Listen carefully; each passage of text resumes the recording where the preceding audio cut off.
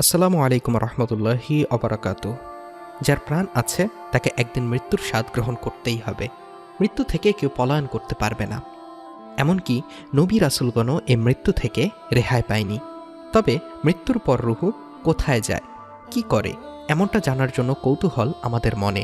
ঈমানদারের রুহু কোথায় থাকে ও বেঈমানদের রুহু কোথায় থাকে এবং কি করে, সে বিষয়ে আলোচনা করব আজকের ভিডিওটিতে ইনশাআল্লাহ। উক্ত বিষয় পুরোপুরি ধারণা পেতে ভিডিওটির পুরোটা সময় আমাদের সাথেই থাকুন।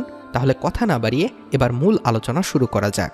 মানুষের জীবিত আত্মা, রূহ এবং দেহ মিলেই মানুষের জীবন। আর রূহ যদি আলমে আরওয়াহ এর জগতে চলে যায় তাহলে এই দেহ নিষ্প্রাণ, অর্থাৎ মৃত্যু। শরীরের যে কোনো একটা অংশ আঘাত পেলে মানুষ কষ্ট পায়, যন্ত্রণা ভোগ করতে হয়। মানুষের শরীরের আসল অংশ হল রুহু। সেই রূহ বের হয়ে আলমে আরওয়াহ অর্থাৎ রুহের জগতে গিয়ে যদি সিজ্জিনের আযাবে পতিত হয় তাহলে সেই দেহ তথা জিসমের ওপর সেই আযাবটা বর্তায়। কেননা কিয়ামত দিবসে কবরের সেই নিষ্প্রাণ দেহকে প্রাণ দিয়ে কবর থেকে পুনরুজ্জীবিত করা হবে। তবে মৃত্যুর পর রূহ কোথায় থাকে, আলেমরা এ ব্যাপারে মতানৈক্য করেছেন। প্রত্যেকের দাবির পক্ষে দলিল আছে। কেউ কেউ বলেছেন মৃত্যুর পর রূহ জান্নাতে থাকে, আবার কেউ বলেছেন রূহ জান্নাতের দরজায় থাকে, আবার একদল বলেছে রূহ কবরে থাকে, আবার আরেক দল বলেছে রূহকে ছেড়ে দেয়া হয়, সেগুলো যেভাবে ইচ্ছা ঘুরে বেড়ায়।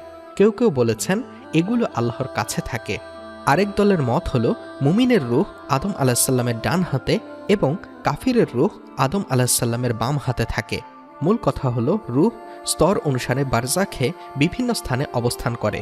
কোনো রূহ ঊর্ধ্ব জগতের সর্বোচ্চ ইল্লিয়িনে অবস্থান করে, এগুলো হলো নবীদের রূহ। তাদের রূহও পরস্পর মর্যাদা অনুসারে বিভিন্ন অবস্থানে থাকে। যেমন নবী সাল্লাল্লাহু আলাইহি ওয়াসাল্লাম মিরাজের রাতে দেখেছেন কিছু রূহ সবুজ পাখির পাকস্থলিতে করে জান্নাতের যেখানে ইচ্ছা সেখানে উড়ে বেড়াচ্ছে। এগুলো শহীদের আত্মা। কারো রূহ জান্নাতের দরজায় অবস্থান করবে, এ বিষয়ে হাদিসও এসেছে। হযরত আব্বাস রাদিয়াল্লাহু তাআলা আনহু থেকে বর্ণিত হাদিসে এসেছে শহীদরা জান্নাতের দরজায় দীপ্তিমান নহরে সবুজ গম্বুজ বিশিষ্ট স্থানে থাকবে। সকাল সন্ধ্যা তাদের জন্য জান্নাত থেকে খাবার আসবে। মুসনাদে আহমদ হাদিস 2390, সহি ইবনে হিব্বান হাদিস 4658। আবার কারো রূহ জমিনে আবদ্ধ থাকবে, তার রূহ ঊর্ধ্ব আসমানে যাবে না, কেননা এসব রুহু জমিনের নিম্নে থাকার রুহু।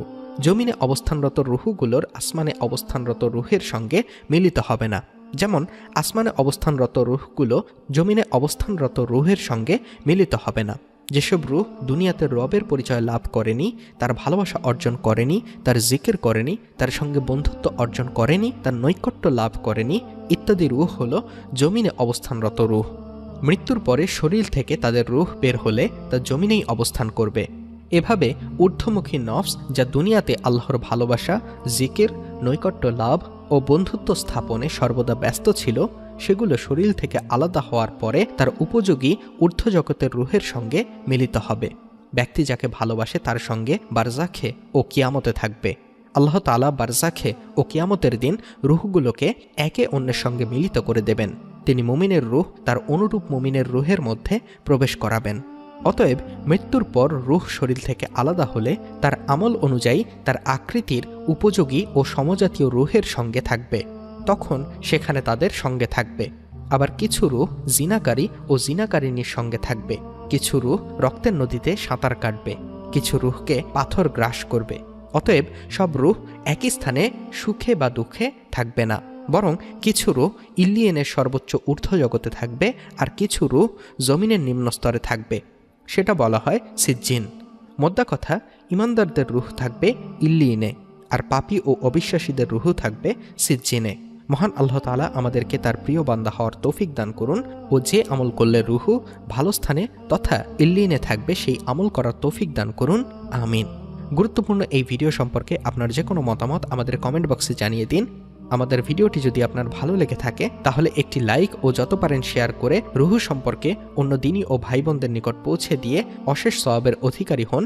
আর আমাদের চ্যানেলটি সাবস্ক্রাইব করে না থাকলে সাবস্ক্রাইব করে পাশে থাকা বেল বাটনটি চেপে রাখুন। এতক্ষণ ধৈর্য সহকারে আমাদের সাথে থাকার জন্য শুকরিয়া। সকলের সুস্থতা কামনা করে আজকের ভিডিও এখানেই শেষ করছি। আল্লাহ হাফেজ।